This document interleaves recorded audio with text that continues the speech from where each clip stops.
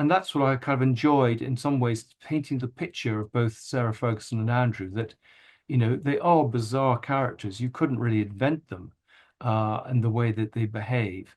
They're their own worst enemies. They didn't have any sense of self, and particularly Andrew is incredibly pompous.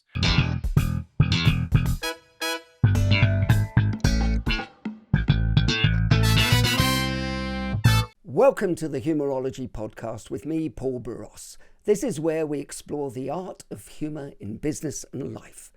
My guest on this edition has spent a lifetime studying some of the most fascinating, powerful and controversial figures of modern history. As a historian, biographer and literary agent, he has written acclaimed books on everyone from the Cambridge spy Guy Burgess and novelist John Buchan to Lord Mountbatten, Edward VIII and Wallis Simpson, and most recently the former Prince Andrew, now Andrew Mountbatten Windsor, and Sarah Ferguson, in the Sunday Times bestseller entitled The Rise and Fall of the House of York. His work takes us beyond the headlines and public image to reveal what really drives people: power, ambition, status, privilege, and human nature. So today I'm fascinated to explore what a lifetime spent studying spies, royals, and public figures has taught him about status, charisma, communication, and of course, humour. Andrew Lownie, welcome to the Humourology podcast. Very nice to join you. Well, it's an absolute pleasure to have, and I loved the book entitled, and we'll get on to that. But you've spent your life studying fascinating, brilliant, flawed, and occasionally ridiculous human beings. You've written about spies, kings, princes, aristocrats, politicians. And I suspect you've discovered that biography is not just about history. It's more about human nature. I want to know your human nature, where you came from. So let's start at the beginning. Where did you grow up and what were those early years like? And most importantly, was humour important in your family? Yes, I think humour was very important. Both my parents, I think, had a very good sense of humour, which I hope I've inherited. I write the books as sort of black comedies. I'm intrigued by people who are rogues, and particularly true of Guy Burgess and Andrew, Prince Andrew. And I think my children have inherited that. So, yes, my background is actually, everyone thinks of me as an archetypal sort of English gentleman, but in fact, I have no English blood in me whatsoever. My father was Scottish, was a judge, and my mother was French. And I think it's that outsider status. And I was born in Africa, where they were working, and brought up in Bermuda. Always kind of looked at living in Bermuda a little bit towards the States as well as to Britain. And I think I've always felt slightly an outsider in the British establishment. I went to public school, I went to Cambridge, and a bit like Guy Burgess, I've always felt that though I was part of the establishment, I wasn't quite part of it. And I think that shaped the books that I write. The books are about, as you say, the abuse of power, really.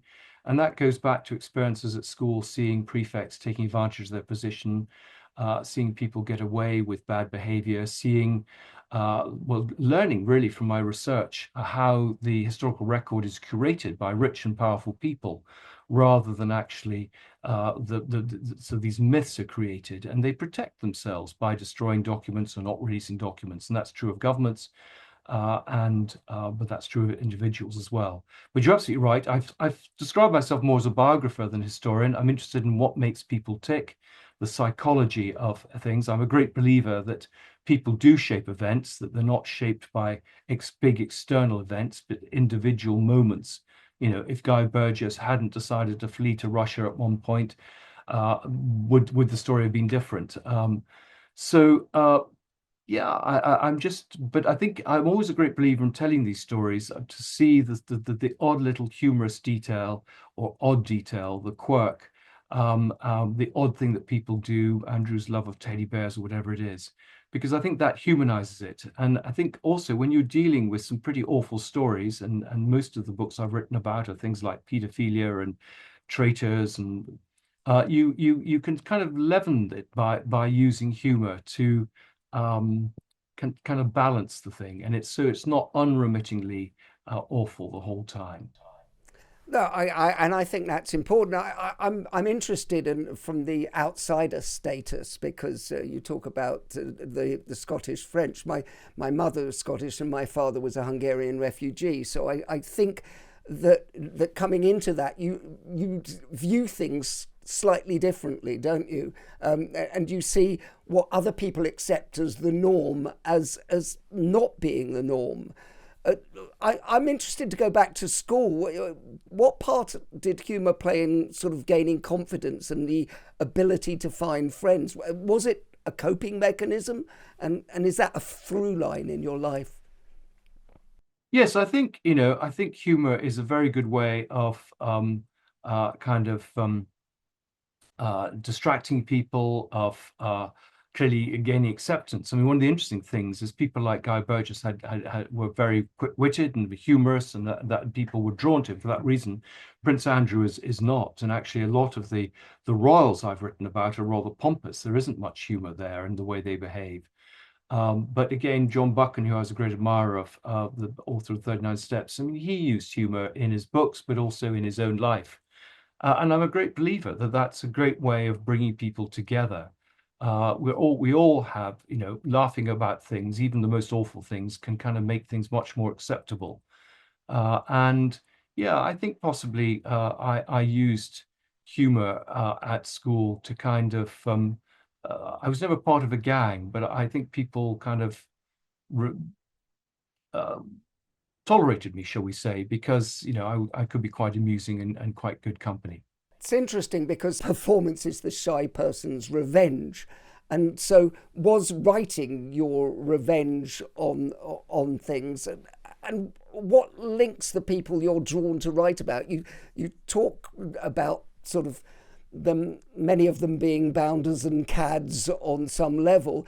Is there a recurring psychological pattern to that? Yeah, I think there is. I mean, John Buchan clearly wasn't a bounder and a cad, but in some ways, because he was such a good man, it makes him less interesting. It's the Flashmans of this world that, because of their sheer awfulness that we're drawn to.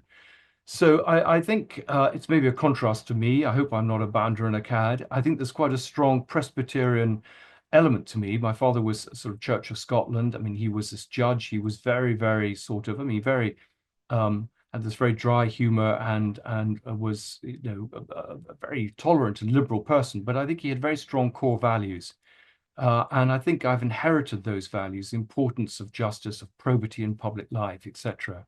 And I went I mean, I started off, say, doing John Buchan. I didn't really write about boundaries until the last 10 years. So I had a big gap where I just worked as a literary agent. I was in the shadows representing other people's work. And it's only in the last 10 years, with a bit more time, my children have grown up, that I've been able to concentrate on books. And I became more and more interested in, as I say, this gap between the curated legend and the reality. And the fact that all these people have secret or double lives, whether they're spies or traitors or whatever, or pedophiles.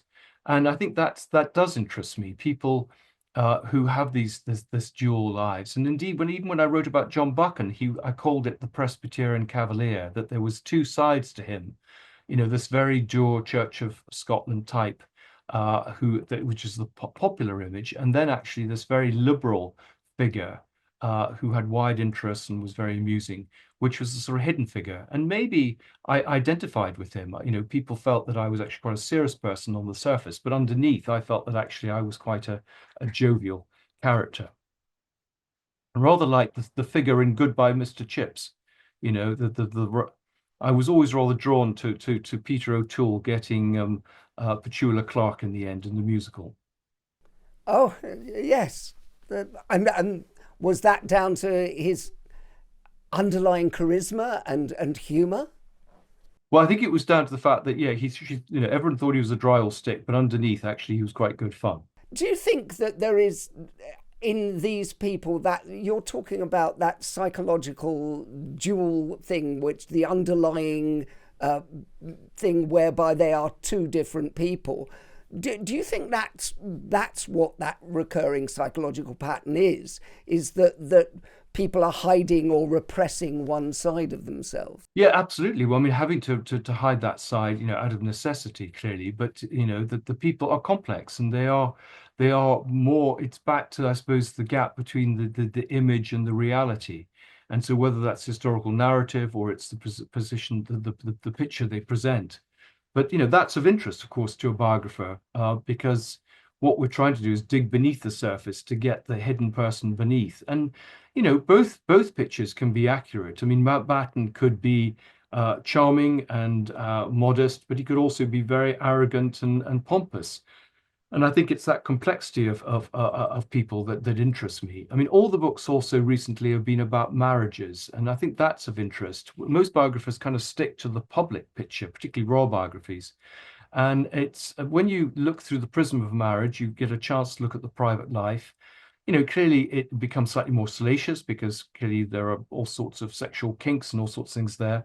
But also, I think it humanizes the people. I mean, even the great leaders seen through the eyes of, I don't know, the relations with their children or their wife or whatever it is, makes it bring alive. And it's something that people can identify with rather than, as you say, this very much the surface, the great man view of history.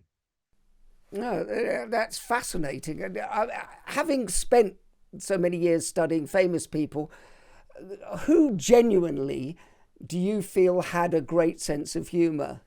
Well, I think Guy Burgess actually, had a very good sense of humor. He was very quick-witted. I mean, a lot of that humor doesn't translate because it was a sort of quip as a result of something that was happening, and I think that's why he probably doesn't get the credit for it. Um, but yes, of all I think the people I've written about, he seems to have had been witty and funny. I mean, clearly they're all the obvious sort of people that one reads about. But I think he's kind of forgotten about that. Actually, he's kind of dismissed as this traitor and fanatic. But actually, he was a man with a wide hinterland, a wide range of friends, very sophisticated, and I think the reason that he had such loyalty from his friends was because they found him good company and enjoyed what you might say, sometimes slightly cruel. But in a sense, that is part of humor as well, that it's sometimes can be quite sharp. And that's what I kind of enjoyed in some ways, painting the picture of both Sarah Ferguson and Andrew, that, they are bizarre characters. You couldn't really invent them and the way that they behave.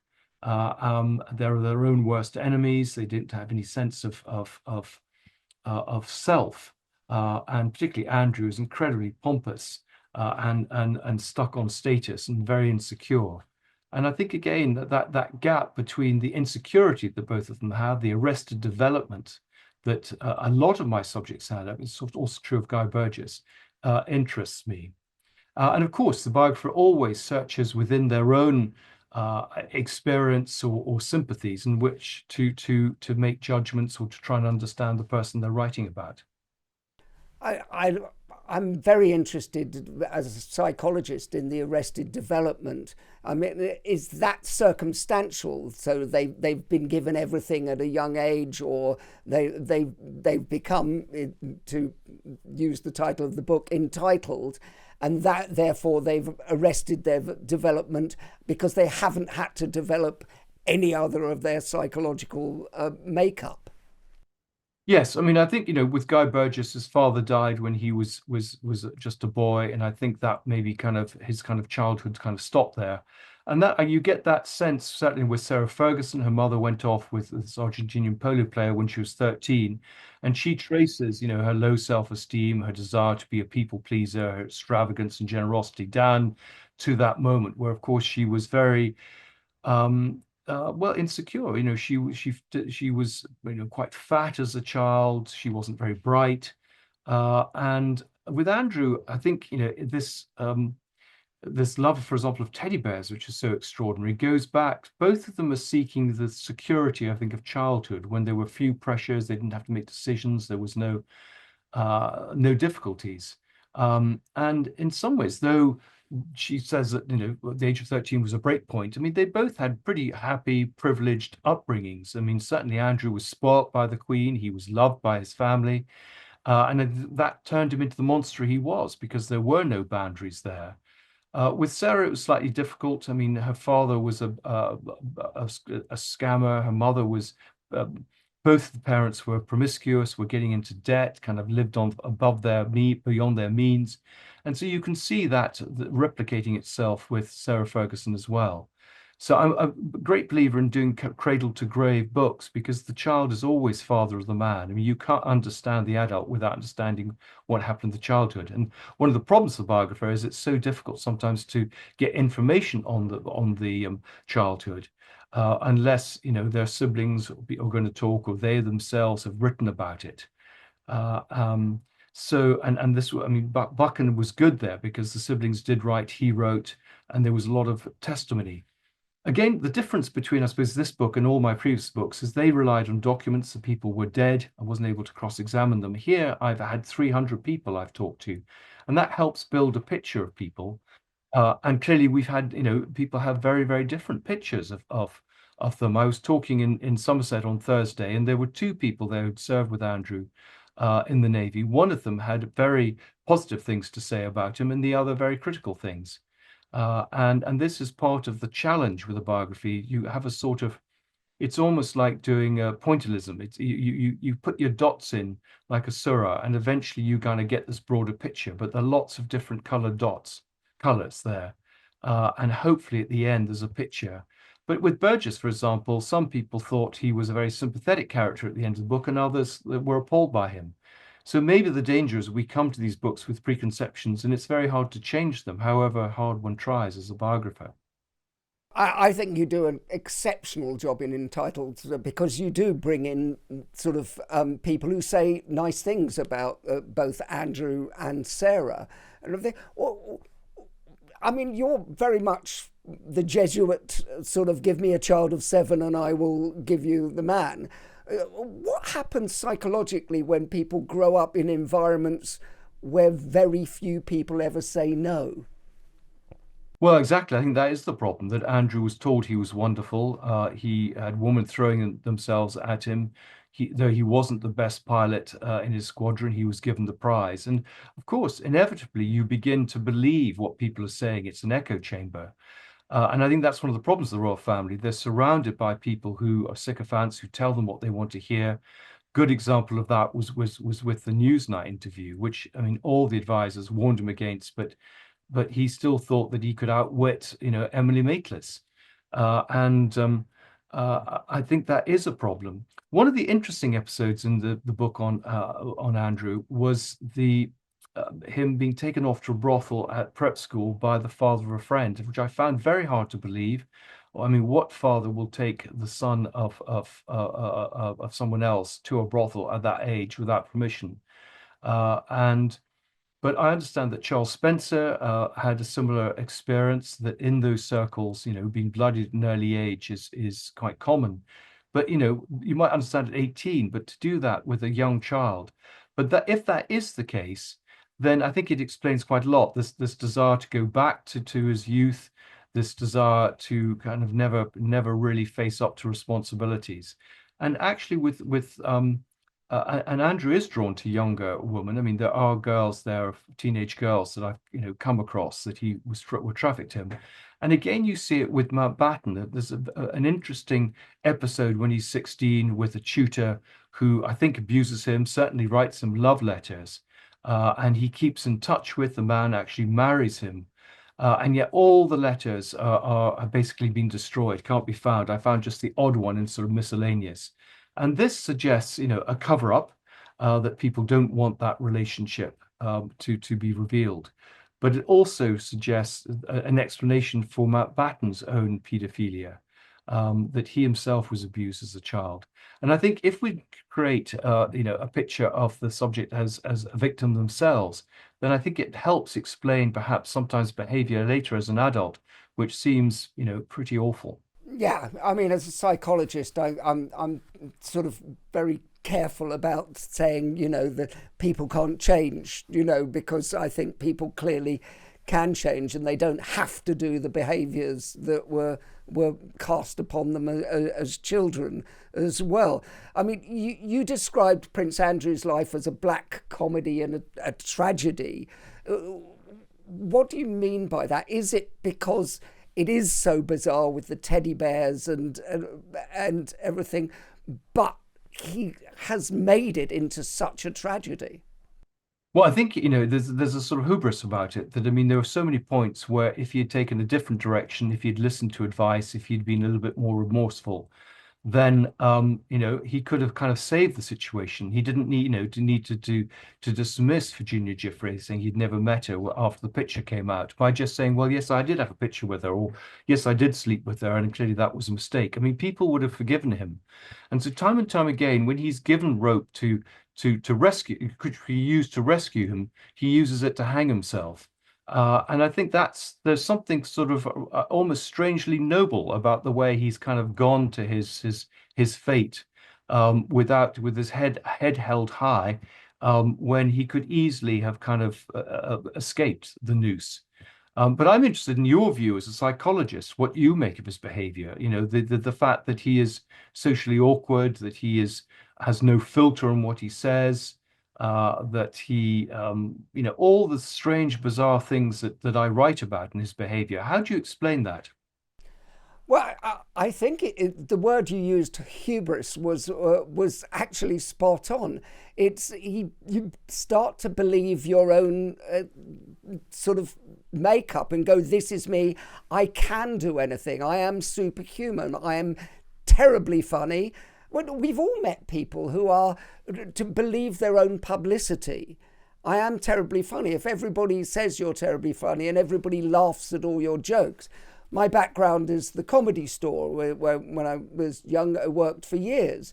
You would get some people who were delusional and would go on and say, everybody thinks I'm hilarious in the pub. And then they would get on stage and absolutely fail. Now, that is a form of delusion. And I think that's what the underlying thing that I get from Entitled is that both him and Sarah are fundamentally delusional. Yeah. They believe this stuff, and nobody has ever sort of stood in their way, and they have never asked the questions that intelligent people ask. What should I go to therapy? Should I actually address these matters? I mean, you talk about Sarah in the book, and it's fascinating that she goes to sort of doesn't go to therapy. She seems to go to people who will read the runes or do strange people The psychics. who psychics who will tell her basically what she wants to hear. And again, that's a delusion, only surrounding yourself with yes people. So, yeah, I mean, was that what you came to in the book as Yes, yeah, well? that's very interesting. Yeah, no, absolutely. I mean that, and also they keep repeating the mistakes. They never seem to learn from the past. Um, so with Sarah, she goes on Oprah, she confesses, she also disassociates herself. She calls her, says that was Sarah Ferguson. This is the Duchess of York. And there is this sense, again, maybe this is going back to the two lives, that they kind of excuse themselves because that was someone else another time, and now they're going to change and be different. And I mean, she it kind of offers that opportunity for change. He doesn't. He never changes. And I thought when he describes himself as I'm a prince first, a naval officer second, and a husband third, not a great introduction to your wife, but it's about status, isn't it? He has no sense of his own identity. Everything is about dressing up, and Batten had this as well. He was a different man once he got into his sort of guard's uniform or naval uniform, and appeared on the balcony. And there was this it's about performance. It's about they needed the adulation of the crowds. Playing a role, isn't it? And the role is important. And if you think about it, and we go back to the Jesuits' Child of Seven, it's dress up, isn't it? Yeah, There's a dress up box, and then they go back to that because then now I'm a soldier. yeah. Now I'm an international businessman, and you're still playing the game, but inside there's no reality for them. It must be actually a very cold thing. I think part of the reason they have to go into that kind of delusion is because the truth would hurt too much, wouldn't it? Well, if they have, I mean, whether Andrew is sufficiently perceptive to understand, I think that, in some ways, he's very happy to keep playing the roles. I mean, he's got so used to playing the roles that he begins to live them. It's a bit like the character in Colditz who pretends to be mad and then actually ends up mad. He's lost a sense of reality. Um, but yeah, and I think, clearly they are both of them both very opportunistic, and in some ways they if people are prepared to sleep with them or give them money or whatever the things they want, then why shouldn't they take it? I mean, there's never going to be a point where they kind of realize.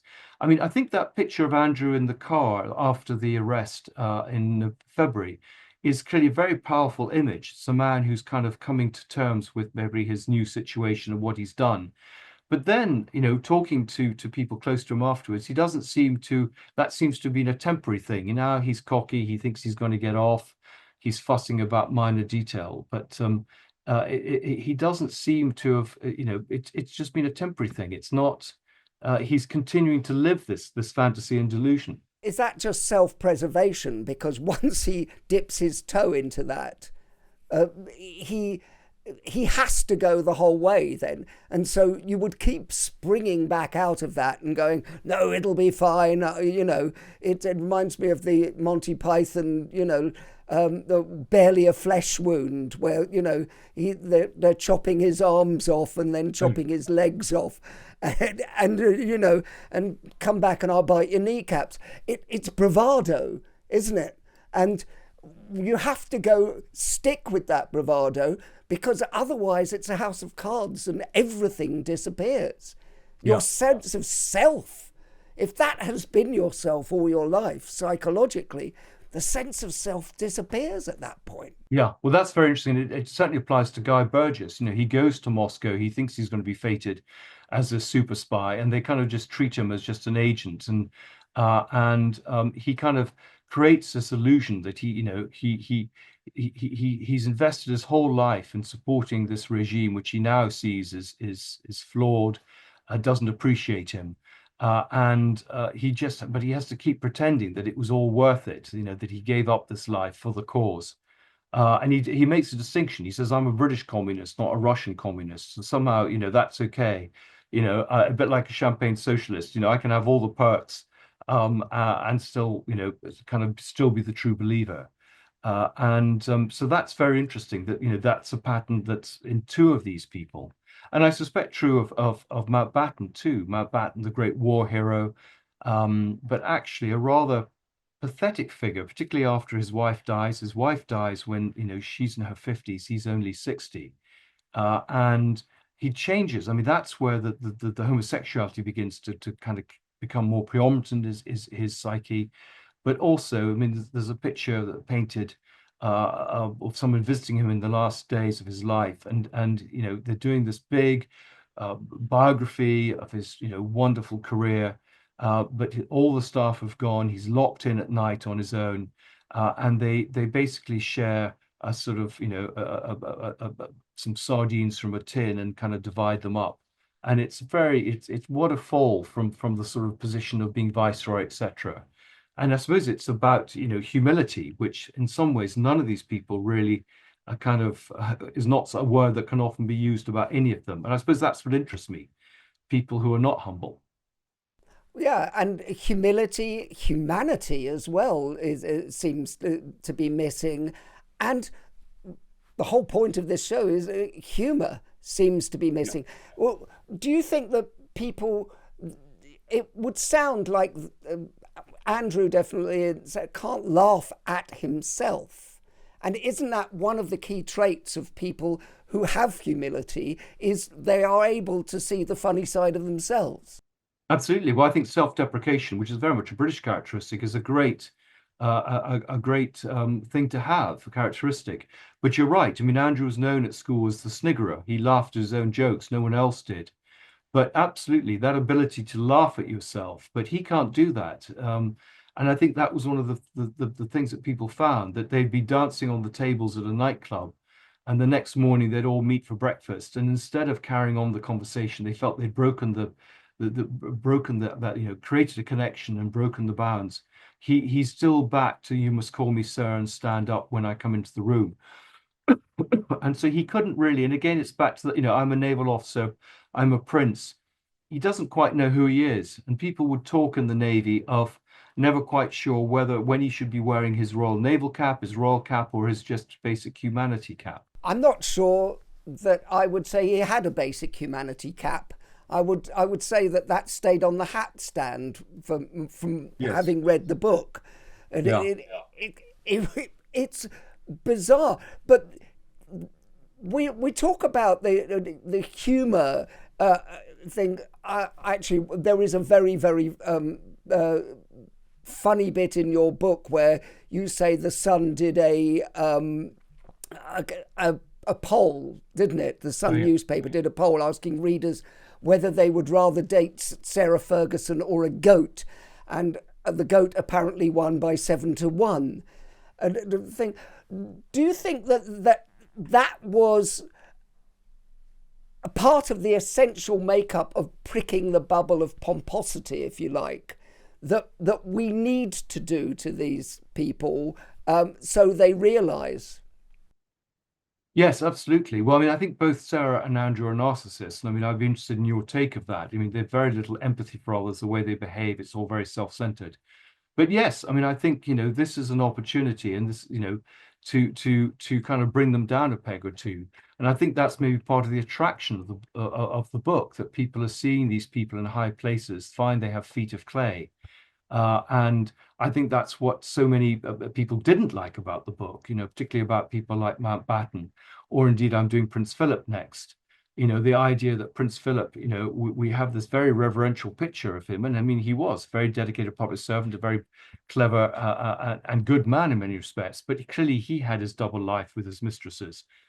And people don't like that idea. It undermines the fact that the Queen may have had an affair. We put these people on a pedestal. It's a sort of very Victorian view of biography and people, and actually find that there's more to them than meets the eye. But I think that's all part of a good biography, the sense that people are complex and have these. I mean, I have it. I mean, there are all sorts of things I'd prefer not to go into a biography. And funnily enough, my daughter was asked if she would speak to a biographer about me, and she said yes, because your whole thing is that you tell the whole truth about everything. But she said that if they did a biography of my wife, she wouldn't tell them a thing, because she's a sort of private figure, and that those secrets should remain secret. But I can hardly go out trying to expose the secrets of others and not be prepared to have my secrets exposed. But well, that's it. And wasn't I mean, the whole Epstein thing was built on exposing people's secrets, or at least knowing everybody's secrets. So you always had a power over them. Wasn't that the whole premise?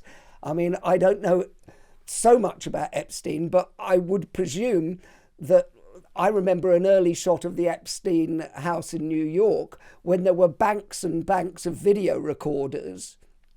And, well, the only thing I can think is, well, that's where the power comes from. Is, it's Russian compromat, isn't it? Absolutely. It is. I mean, it was a compromise operation, and there were honey traps and people. I mean, I think what's so fascinating is how easily people are bought, whether it's rent boys or paying for yoga teachers or whatever it is, as we found with Mandelson and Andrew. So it is weird. But I mean, in some ways, I'm beginning to see the parallels between writing about spies, which is what I originally did, and writing about the royal family. And in both these stories, there's long-term penetration.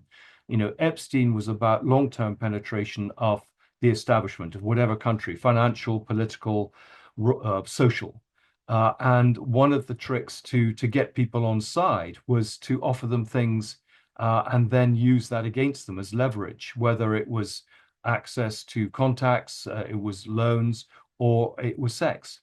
And I suppose, the world goes round. Sex and money makes the world go round. That's what I write about. And that's what the world is fascinated about, and why your books are so brilliant is because even though they're beautifully written and they're beautifully researched and very academic, they are still so readable because they're page turners, because the basic fundamental things that people are interested in are all there, Yep. and these people have feet of clay, and it's fascinating from that angle.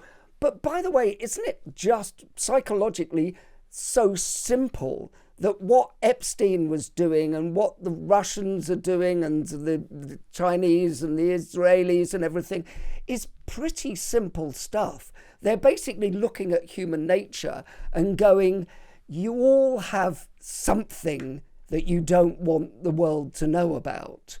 And I think that to say what's so extraordinary is that how easily people fall for all this. You would think, Andrew would have been warned about the security implications. A pretty girl comes up to you in the bar and tells you, shows some interest in you.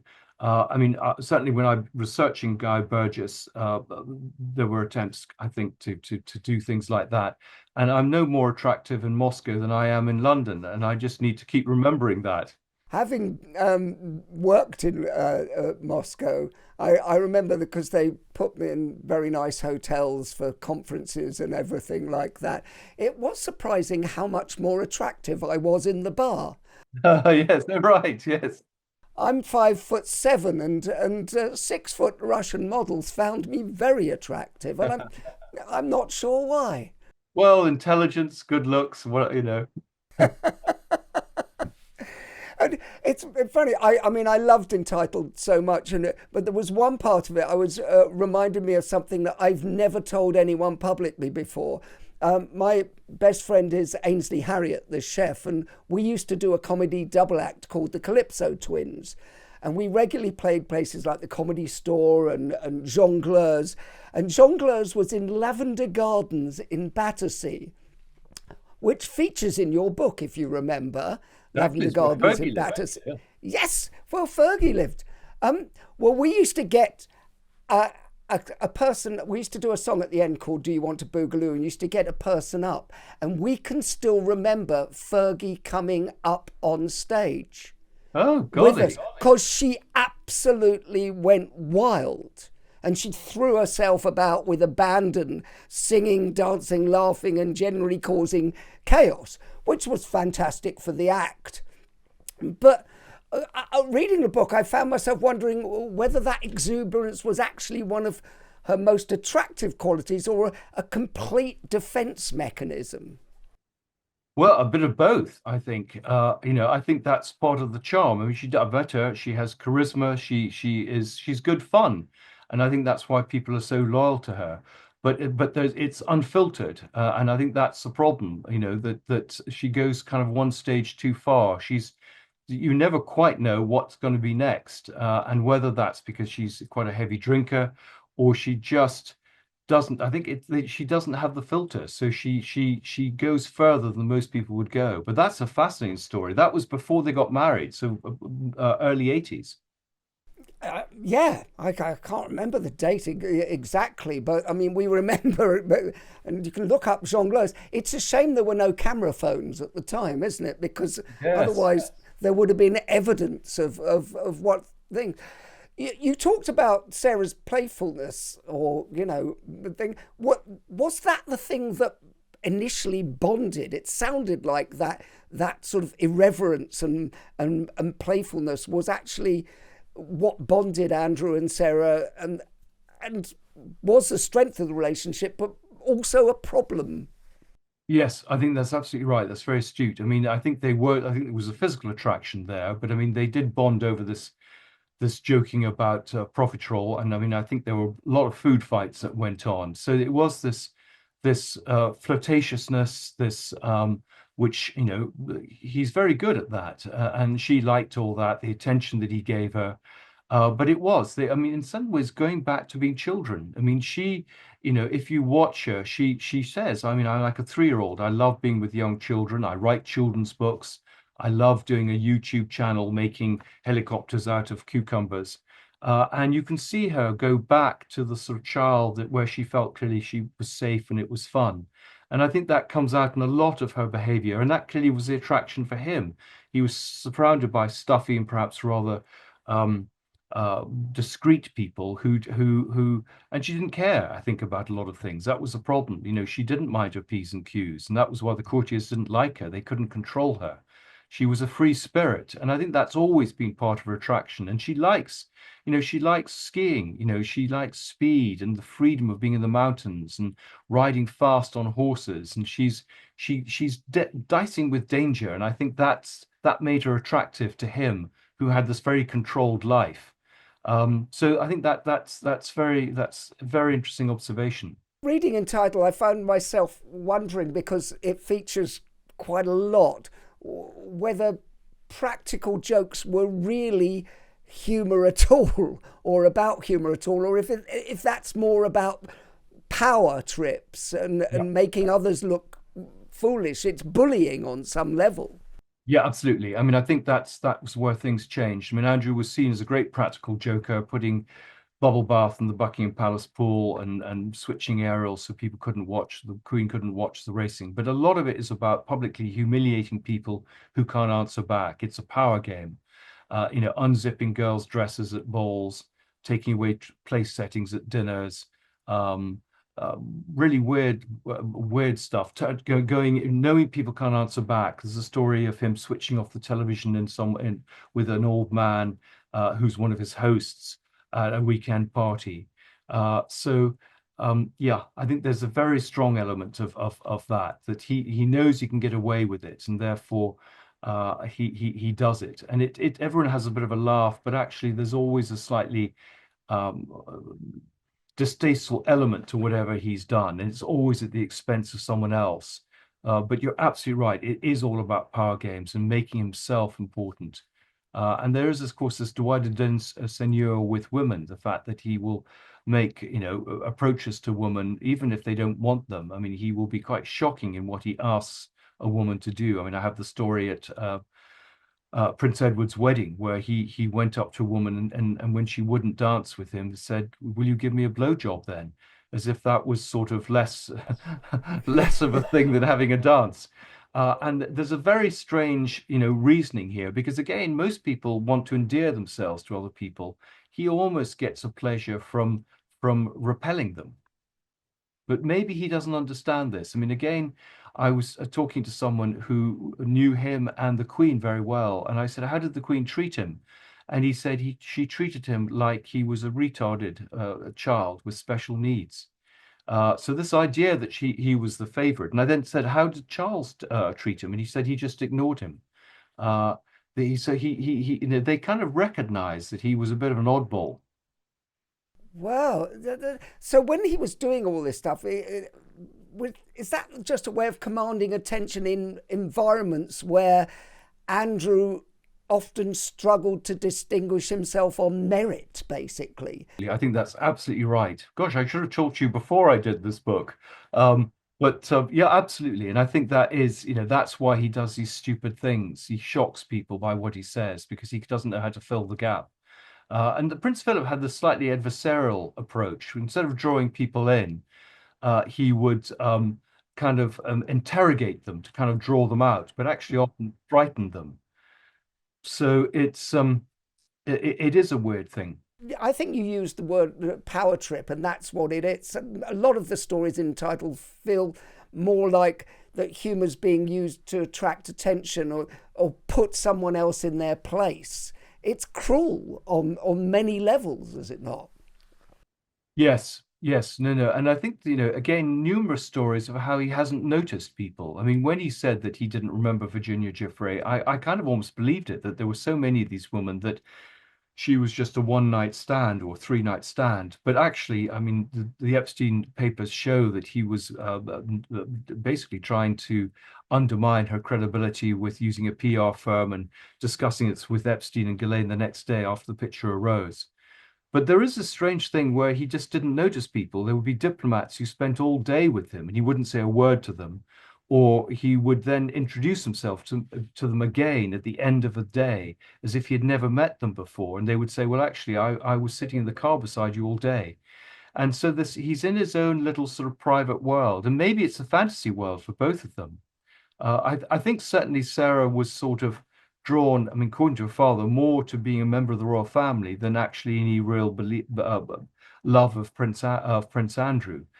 She wanted to sort of, she was looking for the status and the attention and the perks. Was it the classic marriage of convenience whereby they were both getting something that they couldn't find elsewhere? But I think there was sexual attraction at the start and there was prank attraction or whatever we're going to call it. But it's more about what it gave them individually that they couldn't find anywhere else. Yes, I think that's absolutely right. I mean, I think they were both ready to settle down. Andrew was under pressure a few years after Charles got married to sort of no longer roam the world as Randy Andy. He'd not been allowed to marry Koo Stark. She, the Toad, Paddy McNally didn't want to marry her, and she was feeling she was kind of getting on the shelf. I mean, though she was in her mid-20s. And so they, brought together the sense in the palace that, she kind of knew the rules. Her father had been the polo manager to Charles. It would be fine. Though there were, of course, big question marks about her rather racy life in Verbier. And then this sense that, as long as the horses weren't disturbed, as long as it was discreet, they could kind of do what they wanted. And they both began to have affairs, I understand, quite quickly. And it was only when the whole thing became public that the Queen said, and she was caught with Steve Wyatt taking her children on holiday, that the Queen stepped in and said, "Look, now it's in the public. You've got to separate." But I see so many marriages, but particularly aristocratic and royal marriages, which are marriages of convenience, where it suits both parties to be married and have their own private lives. And I think Andrew liked that. He liked the stability of being married, having the fact that he was a father, but had the freedom to have the girlfriends on the side. So, it could have worked. And it did in some ways continue to work until literally this year, though there wasn't a sexual relationship. They lived together, they were good friends, very much like a married couple who had been together for a long time and had moved into sort of brother and sister relationship. Is that learnt behaviour? Because is that what they've seen all their lives? If we look at history, the history of monarchy is about having mistresses and all those. And even, I know you're about to write the book about Prince Philip, it was recognised that he played away. Prince Charles had affairs as well. Was this just not the common way that royalty did things and so therefore expected? Yeah, I think it's certainly learned behavior on both their parts. I mean, I begin the book by talking about the affair between Prince Philip and Susan Ferguson that everyone dismisses. But actually, I was talking to John Bryan, Fergie's old boyfriend, the other day, and he said it was about the first thing that she told him when they met. She actually bragged about the relationship. And Alan Starkey, who's another of Fergie's boyfriends and financial advisors, said exactly the same. So it must have been a strange sensation. There you are in the first carriage, and you look behind you, and you see your father and your mother, who've been lovers kind of 20 years before. And there's a film called Avanti, which I think is rather good, with Juliet Mills and Jack Lemmon, and it's about a couple who go to basically whose parents are killed in a mother and father are killed in a car crash on, I think, Ischia, and discover that they've been having an affair for 1 week for the last 30 years. And then they themselves begin to take on the mantle and have the affair themselves. And it must be must be a strange feeling to feel that your parents have in some kind of been there before you. But I think they have a very different view of the royals. I mean, I have a friend who has a country house in Yorkshire, and 1 week the prince would come with Penny Mountbatten, and the next the Queen would come, and she would ask him, how is Philip's friend? And she didn't seem to care. I mean, she was curious, but nothing else. But I think that must shape their behavior. I mean, Susan Barantes had affairs, clearly had one with Hector Barantes. Ron was well known for his affairs, Philip well known for his affairs. So it was a sort of environment they grew up in, and I think it didn't seem to them odd. They kind of separated love, sex, and marriage, as many people do. And that becomes the normalization of these things. So it's to be expected. So actually, you would look for someone who understood that that's the way things worked. And presumably Andrew and Fergie did that. They go, well, no, we've seen this all our lives, so this is normal. Yes, absolutely. And if you think of Diana, who brought them together, Diana was seeing this in her own marriage. I mean, pretty quickly on, realizing that Charles had carried on with Camilla. She saw it with her mother going off and having an affair. And I think the other interesting thing and this was the bond between Sarah and Diana, is the fact that both mothers, in effect, kind of lost custody of their children. The fathers brought them up. And I mean, there was a very strange thing that Ron called nickname for Sarah was Ginger Bush. I mean, so it was quite a sexualized sort of father-daughter relationship. I don't know what you make of that. I make it inappropriateness of that thing, but also is that not power on his part of belittling as well, and pre-sexualizing and belittling?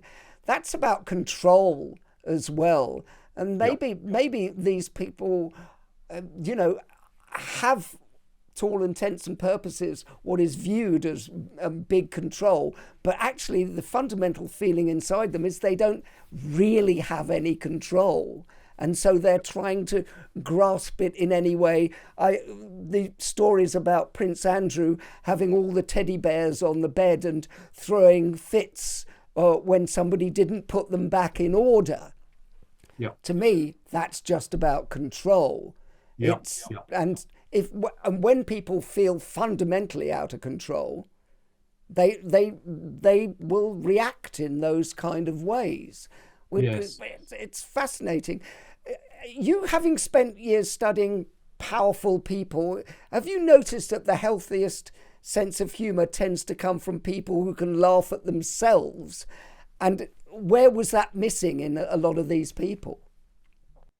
Yeah, well, I think, not taking yourself seriously is very important. And I mean, I've had this interesting experience where no one has ever known who I was until now. And now I occasionally get stopped in the street by people who've seen the podcasts and things. And, I need to, I do remember that, I've got my Andy Warhol 15 minutes of fame, and then I'll retire into obscurity and go back under my stone. And I can laugh about. I hope I can still laugh and not take myself seriously. But if I suspect, these people who have kind of been born to this, or have kind of gone into it, like Sarah Ferguson at a young age, you begin to lose a sense of reality and who you really are, and you begin to believe all this stuff. And I think I've seen even with friends of mine who've become famous, gone into politics. They kind of they get turned. They begin to sit in the back of the car rather than the front of the car. We always used to joke, with when I worked in Parliament.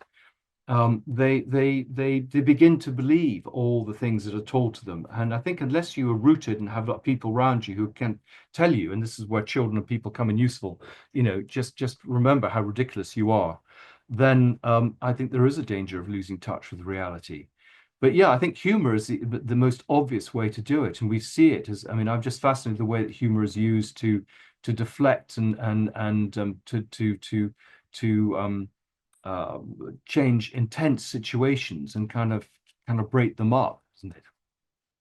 And actually, I think some of the royals are good at that when they joke with people. I think Prince Philip, for all his, brusqueness and things, could use humor sometimes to not to control or to humiliate people, but actually to kind of draw them in. And I think Charles does this well. Well, and I would say, because I used to do a TV show for 9 years on Sky called School of Hard Knocks, which was about rugby, and Harry was a big supporter of the show, and he used to do so much for the show, not just to be on telly, if you know what I mean. He used to come along and he would really engage with the young people. But spending time with him, he was really rooted. And he had a very good self-deprecating sense of humour, which now may have been born of the army and actually loving to play rugby, which does sort of like create that. Yeah. But I mean, it's very interesting that there's been that fallout in the family. Uh, I don't I don't know why it is, and you probably have a much better idea. But would that be something to do with the underlying secrets and the narcissism that pervades different parts of the family, and the fact that the press know all these things and it blows up the mystique of royalty if anybody finds out? Yeah, well, I think that's one of the tensions. We want we the public and the royal family want the mystique because we want to suspend disbelief. It's like a sort of religious faith, but at the same time they have to be relatable. So trying to get that balance between the distance and the relatability is difficult. I think the Prince and Princess of Wales kind of get that right, but others don't. But that's an interesting, Harry, I think was kind of had discipline, and he had structure, and he had support, and and team spirit, whether it's playing in a rugby team or being part of a unit in the army. But it's interesting that Andrew didn't benefit from that. I mean, people kind of shunned him. He was kept separate. It should have been a bonding experience, and he should have, and the strong sense of hierarchy should have appealed to him. But for him, he was a lowly naval officer. I mean, the famous story, he says to the officer, "You can call me sir. Sorry, you can call me Andrew." And the naval officer says, "You can call me sir." It's again a power thing, but it's again, he still thought that as a junior officer, he was still superior. And we had this odd situation where naval officers would say to me, "Well, I bossed him around on ship." And then as soon as he got off the ship, was doing his royal duties, he kind of bossed me around. And it's a very difficult dynamic. And people would say he never knew quite when to put on his Royal Naval hat and when to take it off. It's bizarre, isn't it? That after studying kings, spies, politicians, and aristocrats and celebrities to an extent, what do you think you've learnt about human nature, and what do the successful people have in common? Well, I think, some of the things we've been talking about. I think humor is very important, self-deprecation, modesty, self-awareness. Clearly you see it with Mountbatten and others. I mean, terrific drive and ambition, ability to network, emotional intelligence, all those things clearly help you succeed. But I think having a sense of yourself and being rooted and not being taken in by fame, I think is important. And I think also to I think have strong moral boundaries. And I think this is where, Fergie and Andrew kind of fell down. But I think if you have those, and John Buchan certainly had it, you know what's right and wrong, and that comes from good parenting, then I think you're fine for life. And certainly when I, look at my own children and children of friends, I can see where things went right and went wrong with them, and what one, feels, happy happened, and maybe slightly worried about other things. Absolutely fascinating. Andrew, we've reached a point in the show where we like to call quick fire questions. Quick fire questions. Yes, I've struggled with these. Who's the funniest business person you've met? I know you've got them. The funniest business person you've met. The funniest business person I met was a taxi driver I used to use to go to the airport. So he ran his own business, and I think he would have been on the Comedy Store if he'd had perhaps his life had taken a different direction. Very, very funny and witty, and you just laughed all the way to the airport with him. I can't even remember his name now. What book makes you laugh, Andrew?